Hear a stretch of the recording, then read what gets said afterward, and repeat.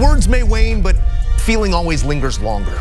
On Sunday, Hall of Fame broadcaster and 1991 champion golfer of the year, Ian Baker-Finch bid farewell to his life in the booth. Ian Baker-Finch just made a shocking announcement that's left the entire golf world in disbelief. The calm, steady voice of CBS Sports is walking away after nearly 2 decades behind the mic. But this isn't just a retirement. It's a story of triumph, heartbreak, and grace few ever knew. And trust me, I've got every detail behind his quiet goodbye. The team that brings you the golf, the live golf, every weekend. We have such a good time out here. We really are a family. We're sort of misfits, all of us in a way, but we fit in together and we all have each other's backs. It just happened, and the golf world is still blinking in disbelief. Ian Baker-Finch, the silky-voiced Australian who's been the soul of CBS Sports golf coverage for nearly 2 decades, has officially retired. Yes, retired. The man who narrated more Sunday afternoons than the birds at Augusta is hanging up the headset after 30 years of broadcasting brilliance. His announcement hit social media like a well-struck drive straight down the middle, poised, gracious, and heartbreakingly final. After 19 incredible years as a golf analyst with CBS Sports, he wrote, "I carry with me immense gratitude and pride for the moments we've shared." Gratitude? Sure. But for fans, it felt like grief. The sudden silence of a voice that had become comfort itself. The question lingers in every tee box and living room. What happens to golf when the calmest voice in chaos decides to walk away? Like and subscribe for the full breakdown, because this isn't just a retirement. It's a curtain call written in reverence and regret. That have been such a big part of my life here at CBS for 19 years and around the world for 30. And the friendships that I've forged over the years have been absolutely amazing. Before he became golf's favorite therapist behind a microphone, Ian Baker-Finch was the guy, a 1991 Open champion at Royal Birkdale, a sun-drenched Australian with a swing smoother than a surf wave at Bondi. His career had storybook highs and cinematic lows, a player once destined to rival Greg Norman, who instead spiraled into the rough of self-doubt. But when his clubs went silent, his voice didn't. In 1998, he stepped into the broadcast booth, first with ESPN, then CBS, turning tragedy into testimony. His charm was quiet but magnetic, the kind that didn't need to shout to be heard. He spoke like a man who'd known both the cruelty and beauty of the game. Audiences trusted him, not because he was perfect, but because he'd failed publicly and learned gracefully. By the time he joined Jim Nantz and Verne Lundquist, Baker-Finch wasn't just calling golf, he was translating it. Translating the heartbreak, the heroics, the hush of the final putt. That's what made him legendary. And now, as he walks away, the silence he leaves behind feels almost sacred. That breeze is coming back at us now.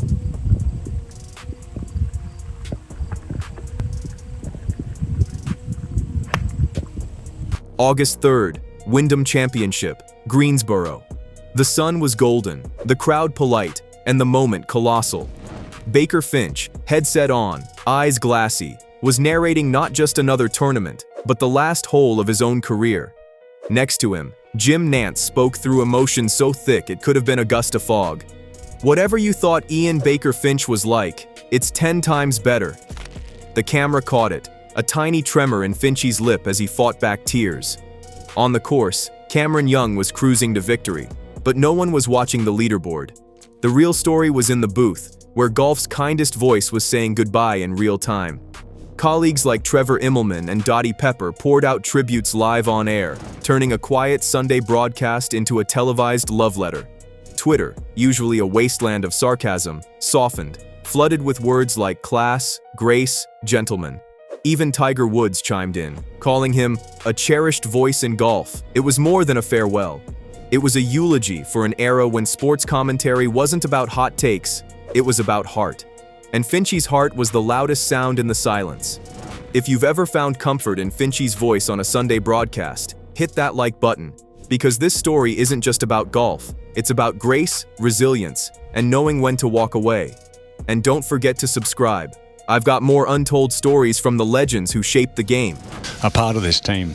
I love you. God bless.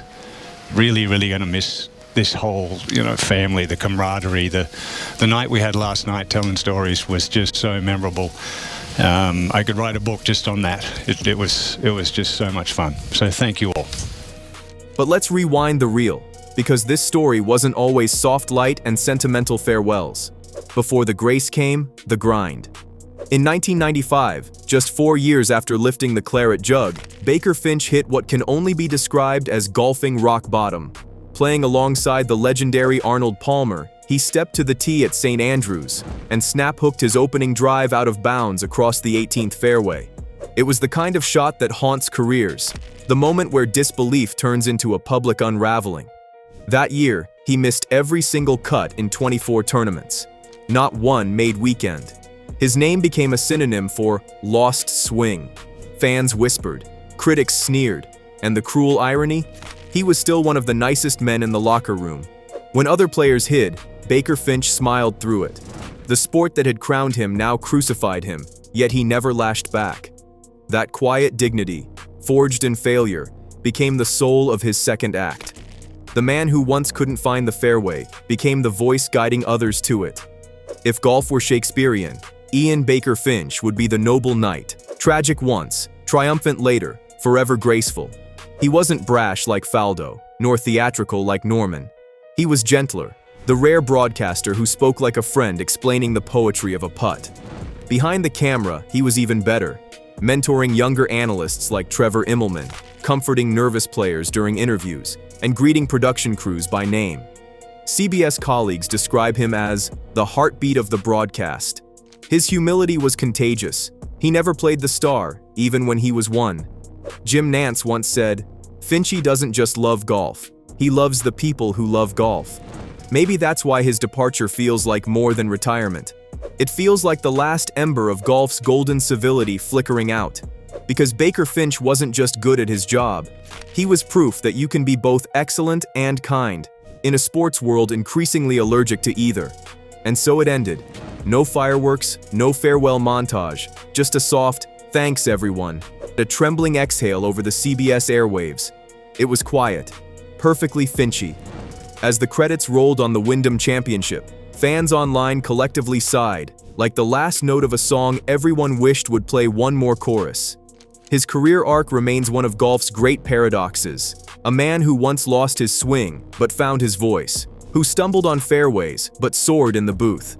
CBS hasn't yet named his successor, but whoever it is will inherit not just a role, but a responsibility to fill a silence that was once filled with empathy, insight, and a very Australian grace. Golf may move on, but Baker-Finch's tone, that calm, steady warmth, will echo over every broadcast like a familiar breeze across Royal Birkdale. In the theater of sports, few exits are this poetic. Finchy didn't just retire, he signed off on a legacy.